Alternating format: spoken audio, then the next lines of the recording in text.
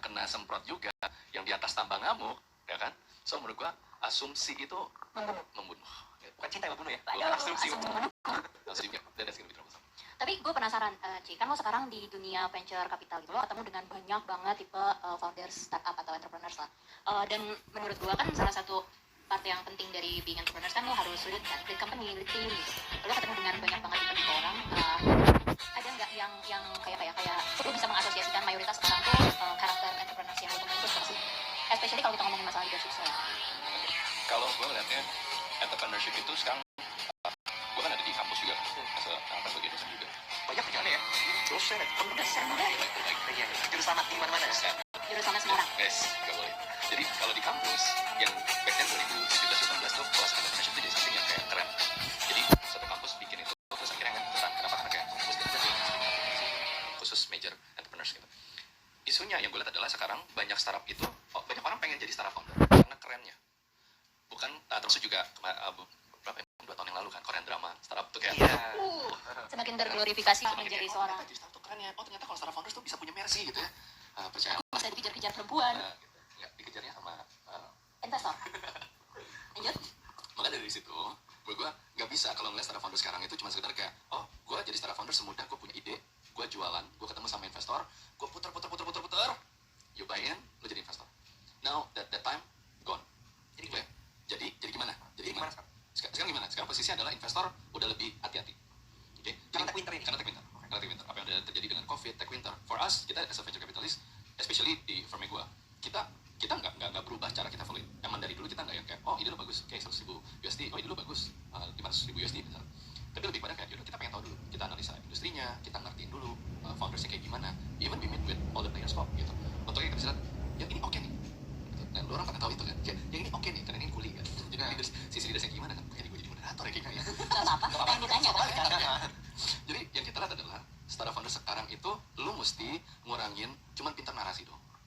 Oke? Yang omong-omong nggak boleh. Yang cuman kayak presentasinya keren gitu-gitu. We don't buy that actually. Lu presentasi bagus, desain bagus, itu mungkin lolos screening sama tim analis misalnya kayak, ini proper nih, foundernya kayak oke. Termasuk juga founder-founder yang mungkin sebatas mempromosikan gue lulusan dari luar negeri gitu kan, itu masih ada glorifikasinya. Gitu. Sekarang nggak gitu, lu udah sampai presentasi dan lu tunjukin, ya udah oke, thank you idenya udah dipresentasiin dan resultnya mana?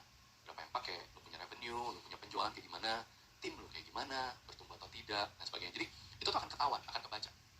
Kebanyakan masih mikirnya yang penting bisnis bagus, gue kirim, nanti tertarik, nungguin term sheet, that's it. Jadi itu kan lebih ngomongin ke growth dari bisnisnya kan. Apakah konsep itu udah ke-proof dengan idenya gitu. Tapi kalau dari sisi lu gitu ya, kalau gue pernah dengar gitu bahwa investor juga memilih startup founder itu bisa orangnya.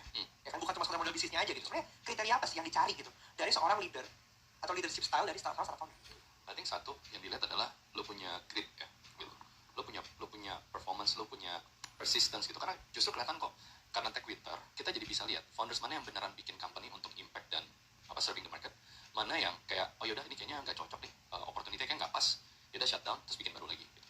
Jadi kita ngeliat founder mana yang benar-benar lu persistence kayak, nggak, gue believe company gue ini bisa buat dapat orang, I will make this true. Gimana pun caranya sama tim gue nggak digaji dulu, nggak apa-apa sama beberapa bulan duluan tim diprioritasin. Dan you can see bahwa it's happening. Gitu. Kan kita juga invest during quote-unquote ya, during tech winter. Even since COVID kita ada invest ke beberapa company. Kita lihat ini company as a foundernya, especially early stage ya, idea tuh bakal berubah. Gitu. Bullshit lah kalau misalkan startup founders pada bilang kayak, kita punya ide ini nggak pernah ada di dunia ini gitu.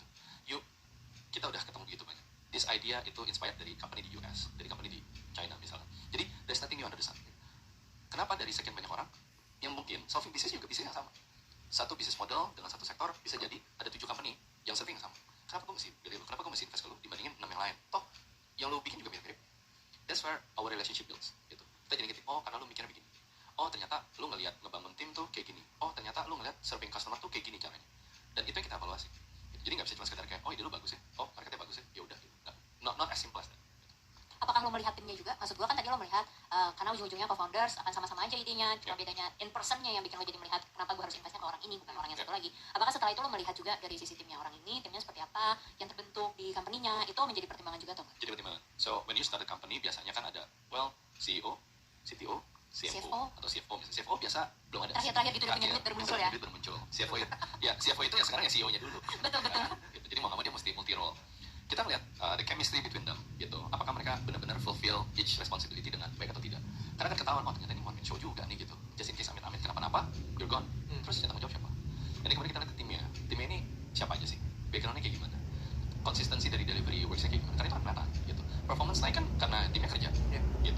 Kalau misalkan salesnya belum naik, what about the pipelines? Ada apa enggak? Itu kan itu kita bisa baca. Kalau misalnya ternyata itunya nggak ada, dan where the money comes from, itu juga jadi tantangan. Gitu. Jadi kita akan analisis juga. Ketika lo ketemu sama si founder-founder startup ini, ada nggak kayak satu karakteristik yang menurut lo itu yang malah buruk gitu atau red flag? Yang buruk, red flag. Yang udah pasti Ini enggak deh gitu. bad block gitu. Some of them ngajakin orang-orang yang ternyata, well, still part time. Oh, Jadi lu sesama co-founder di dalam slide, terus ternyata pas dicek, enggak ini dua, enggak full time. Dan kita tanya kenapa? Oh, ini nanti mereka berdua akan masuk ketika Kamu masuk. Iya, ketika kamu as investor masuk pendanaan. Dan it's simply we give a red flag. Kenapa? Karena sesimpel bahwa kayak lu sebagai founder dan co-founder terdekat lu dan terpetik, mereka juga nggak mau ambil risiko. Kenapa gue mesti ambil risikonya sekarang? Orang lu nya juga nggak percaya, or bukan lu nya, teman lu aja nggak percaya sama lu. Kenapa kita mesti percaya sama lu? That's basically, ya memang nanti kan dievaluasi dan sebagainya, tapi itu tuh kayak kok gitu sih? Gitu. signal pertama. Signal pertama gitu. Maybe that's the second lah. Mungkin pertama lu bisa lihat orangnya tuh belagu apa enggak. Gitu. Can you work with them? Banyak nggak kayak startup founder yang snob gitu? Karena mungkin kan yang Ya. inisiatif dari startup founder kan pasti anak-anak yang Gen Z sekarang gitu. Nah, Gen Z kali Gen Z ya? Ada Gen Z, ada Gen Z ya? dan yang millennials juga ada. Oke. Kalau menurut gue bukan soal snobnya sih gitu. Justru kita lihat beberapa founders yang ada yang egonya cukup tinggi gitu. Tapi karena mereka tahu this is the right thing to do. Gitu. Kalau ego lu nggak tinggi sebagai founder, kita investor juga bingung kayak lu sebenarnya mau bawa kemana sih ini company gitu. Ya kita tetap perlu dulu punya ego, lu tahu arahnya kemana. Cuman di mata kita kayak can we work together atau enggak? Lagi ngobrol tuh kayak lu bisa terima masukan gak sih? Ya kita bukan dewa ya gitu. Orang-orang kan ngeliatnya kayak kalau ketemu sama investor tuh kayak wah kita mau ketemu sama investor kita mesti iyain yang Kamu mau apapun, aku sanggup. gitu. Nggak bisa gitu. Di mata kita kayak kita as an active investor, ayo kita bangun company dulu sama-sama. Makanya gue pengen tahu lu pengen building company kayak gimana. Don't here and there ngejelasin gini-gini ngejelimet kemana-mana, nggak taunya ujungnya nggak jelas.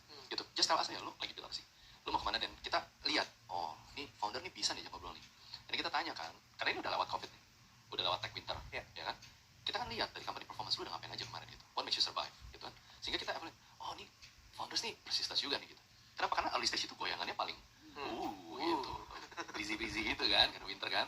Jadi kayak kita mau tahu lu fair gak sama tim. At this time contoh kan layoff ya kan? Ya. Kan drama banget kan. Media tuh kan doyan ketika diomongin kayak soal layoff sini layoff gitu-gitu. Layoff itu that's the very least decisions yang diambil from the leadership gitu. The easiest way to do pertama ngangkat marketing cost, ya kan? Operationsnya di simplify lagi, ya kan? All the promotion sebagainya. Baru yang terakhir itu ngangkat orang. Cuman kan yang sekarang kan sebenarnya, oh ini ngangkat orang. Hey, that's a very tough decision to make. Especially buat early stage company yang timnya cuma ber-20, lu nggak bangun company lu udah jalan 3 tahun bareng-bareng, and then suddenly, sorry I have to let you go. Ini seberapa stubborn? Karena kan tengok kalau lu nggak stubborn, dibilang nggak firm, Ya. karena lu gampang digoyang. Betul. Tapi kalau lu stubborn, dibilang nggak bisa kerja sama. Gimana sih batasnya lo? Batas, oke. Ini gue suka banget pertanyaan ini karena batasnya tuh abu-abu banget. Cara ngelihatnya, oke. Ini syukur, thanks to Bapak Andi Zaid, ya, yang pernah di satu sesi gue ngobrol sama dia dan ngomongin soal sebenarnya batas antara kita mau keras kepala, ini founder ini kepala batu, atau dia masih persistence tuh kayak enggak, ini gue bisa. Ini gue alamin soalnya. This is how Andi Zaid memberikan limit ke gue buat kayak, untuk tahu batasnya, lu masih kasih waktu. Say dari batas lu ngerasa kayak, gue mau coba. Oke, gue mau coba itu berapa lama? Masih ada limit. Say 6 bulan. Oke, 6 bulan lu coba mengulang hal yang sama atau tidak? Kalau lu mengulang hal yang sama dalam durasi waktu tersebut, lu stabil berarti. Tapi kalau lu tahu target gue begini nih, gue punya waktu 6 bulan. Wah, nggak bisa mentok. Geser, sini, mentok, sini. Oke, you keep trying sampai akhirnya lu bisa nemu di sini. Itu berarti lu nggak kepala batu.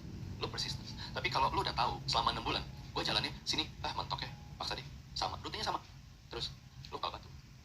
Lu mesti tahu, persistence itu means apa? Lu tetap tahu lu ada target, lu tahu ada time limitnya. Tapi you try to find a lot of ways, different ways to make sure lu achieve the target. Kepala batu, kan udah dikasih tahu, jangan diulangin, kan gitu kan? Diulangin lagi, jangan diulangin lagi ya, diulangin lagi. Itu kepala batu kenapa? You still working at the same time. Sama kayak kita pitching aja ke bos sebenarnya. Ya kan, karena kan ada waktu di mana ya kita bisa kok minta ruang untuk bos kasih gue waktu dulu untuk gue proof gitu. Ya. Kalau kayak Atau jelasin, jelasin proses. betul. Menurut gue konsepnya sama sebenarnya kan, investor is bos. Tetap Enggak. is. No. Gue mesti meluruskan investor itu adalah bos. Karena point of view gue ya, lu jadi startup founder, ketemu investor, sama berita-berita lagi sama investor. I will disagree on it. You might talk with the wrong investor maybe. Oke. Di point of view kita, as an investor, kita bukan bos. Kita invest karena kita tahu you are the one who lead the company. Kita support. It means gue mau make sure lu tahu lu mau bawa company ini kemana. Oke, dan let's talk. Gimana kita bisa bantu lu buat sampai ke target lebih cepat. Oke, gue bukan yang kayak gue datang, oh, lu lagi bikin ini ya? Gue udah lihat nih, lu harus itu kesini. Kalau nggak, gue nggak invest. Kita bukan operatornya, kita investor. We put in the money to make sure lu running. Oke, kita back you up. Gitu. Baik lagi ya, memang, maksudnya kalau di Indo, investor itu selalu kayak dewa buat startup yang diinvest. Ya kan kayak, oh ini nggak boleh gini nih, oh bodoh lu, gitu. Lo harusnya nggak bikin kayak gini nih, salah nih, gitu. Nggak begitu. Di mata kita kayak, orang, ya kan kita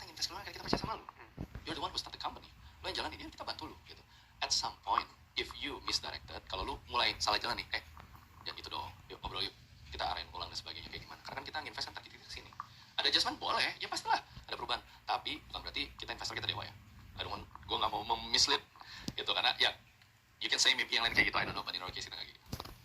Ujung-ujungnya ada satu traits tertentu nggak sih dari si founders atau entrepreneurs as leaders yang kalian temukan kebanyakan yang berhasil gitu, as in berhasilnya mungkin bukan berhasil di invest aja ya, tapi berhasil survive. Traits, leadership traitsnya tuh kayak gini loh sebenarnya. Leadership Terlihat traitsnya nggak? kelihatan sih, maksudnya orang-orang Kayak apa tuh? open minded gitu, mau diajak ngobrol gitu. Ketika ada masalah tuh mereka nggak run away. Karena ada kan yang kayak, waduh lagi ada masalah ini, tau-tau susah dikontak, nggak bisa ngobrol, kan ada yang biasanya banyak ya. Kayak pacaran juga kan? Pacaran Oh juga ya, pacaran di ghosting gitu, tau hilang. Ini kita lagi ngomongin relationship, semua nyambung Menurut gue relationshipnya konsepnya sama kok di semua hubungan. bisa diatur. So you mean kayak komunikatif apa enggak gitu kan? Kita pengen tahu at hard times lo open minded, lo punya persistence apa enggak? Are you still at the same table with us atau enggak? Gitu, kita kan mau make sure, ayo kita jalan bareng. Terusnya sebenarnya nggak sampai complicated kayak gimana kok gitu. In the end, the chemistry is gonna be there. Lo akan tahu ketika lo ngobrol kayak, wah, I don't want to, gue mau support nih, gue mau work nih. Karena in our mindset gitu ya, kita itu at the time kita ketemu, we will say no actually. In our mind. Through time sambil jalan kita ngeliat you prove something, lo at info apa, you show kayak, wih ternyata ada performance naik begini, oh ternyata lo closing ini. Sambil jalan itu kita dari no, we start to saying, this makes sense, ini make sense, oh oke ini bisa, dan sampai dari no we turn to yes. Proses PDKT-nya berarti. Ada proses PDKT-nya. Betul. Jadi ini mau ngomongin sebenarnya relationship nih ya. Waduh. Sambungin nih. Jadi first meet up ya kan, ketemu, lu ngobrol, you want to share the interest kan? Apakah kita punya direction yang sama? Kita mau goalnya sama apa? Ngobrol-ngobrol kan PDKT, ya kan? The term sheet is the time kita nembak, ya kan? Nih penawaran gue begini, lu mau terima apa enggak? cincin lah ya Belum dong. cincin ya Belum. oh, ya, Si langsung cincin nih William sudah nggak. Jangan gitu loh. Kita tahu situasinya di meja ini kayak gimana. Dewel ya. Balik. Jadi dari situ, oke. Term sheet ongoing kan ada due diligence kan. Sebelum lu mau fully kayak married, ya kan? Ya you start to understand kan. Backgroundnya begini. Oh dia ternyata begini ya. Oh ternyata dia ngelolanya kayak gini ya. Oh ini kita bisa compromising ke titik tengah sini gitu. Betul. Dan baru akhirnya during that due diligence barulah kita namanya shareholders agreement, oke? Yang SHA dan SHA share subscription agreement. Kita invest dan kita set governance kita ngaturin duitnya kayak gimana sih, Bang? Gitu. Yaitu that's the marriage. Tapi kita juga mesti nyiapin. Nih kalau lu berantem kayak gimana? Ngambil keputusannya gimana? Kan itu semua diatur, gitu. Itu is gonna be there. sebenarnya secara konsep ya, kalau menurut gua investor dengan startup founder itu sebenarnya sama kayak investor atau leadersnya. Startup founders itu ada tim yang bakal di-manage. Or it can be, I would say both are leaders, and you have to partner together. Gitu. Makanya di part itu chemistry jadi penting karena Betul. partnerships. Ya. Perjalanan ini dong leadershipnya seorang Richie. Perjalanan Terakhir, apa? misalnya awal banget lo tipe leaders yang seperti apa yang membuat lo akhirnya berubah menjadi leader seperti apa, sampai akhirnya seorang Richie Wirjan yang sekarang adalah tipe leaders yang seperti apa. Nah, oke. Gue itu dulu, gue paling nggak bisa disuruh multitasking atau manage multiple projects. Itu susah banget. Gitu, karena bayangin gue, namanya lu mau ngelola tim atau ngelola bisnis dan ngelola tim, that's different. Back then, buat gue karena tim gue kecil, jadi gue yang kayak mau nggak mau ikutin, maunya apa ya, gitu. Ya kan kayak anak ayam, ngomong gitu. Jadi gue believe in leadership, leaders will come in pairs, gitu. Gue ingin ada ayah, ada ibu, ada bapak presiden dan bapak wakil presiden, ya kan. So menurut gue dalam leadership itu pasti ada dua peran itu, gitu. Makanya sometimes it's good to see company yang foundernya nggak solo, tapi berdua seenggaknya, karena they should be complementing satu sama lain, saling ngisi. Bad and bad cop. Ya, good cop, bad cop, yin and yang, hitam dan putih gitu ya, bukan dua orang buta saling berjalan satu sama lain kayak gitu.